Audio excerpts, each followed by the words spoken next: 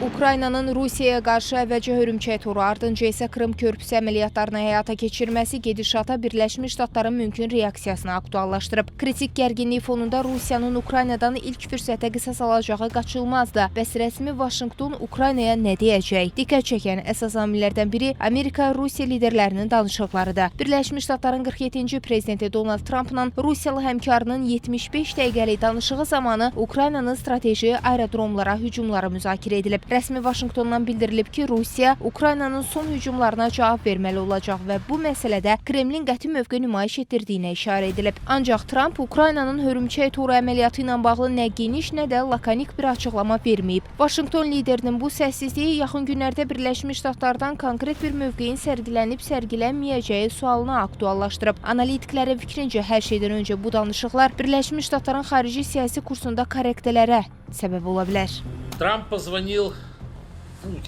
Trump Putinə zəng etdi. Daha doğrusu ehtimal edirəm ki, bu əksinə olub. Yəni Putin Trump'a zəng edib. Onların telefon danışığı ictimaiyyətin və analitik dairələrin diqqətini cəlb edib. Trump bu dialoqu yaxşı bir söhbət kimi xarakterizə etsə də, onun sözlərinə görə bu danışıq yaxın zamanlarda sülhə gətirib çıxaracaq səviyyədə olmayıb.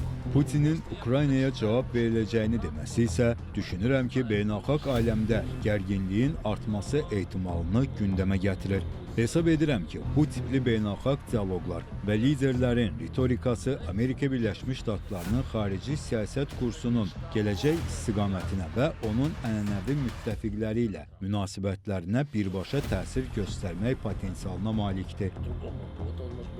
Trump ve Avrupa ülkeleri Zelenski'ye artık gereken desteği vermeyeceklerini yüksek sesle söylüyor olsalar da Trump'ın Ukrayna konusundaki zenginliklerini paylaşım meselesinde Avrupa ile aynı fikirde olmadıkları ve Avrupa'yı vareste tutması nedeniyle Avrupa'nın Zelenski'yi daha da güçlü kılabilmek ve Ukrayna-Rusya görüşmelerinde Ukrayna'nın elini güçlendirebilmek amacıyla bazı gizli destekleri vermeye devam ettiği de ortaya çıkmaktadır.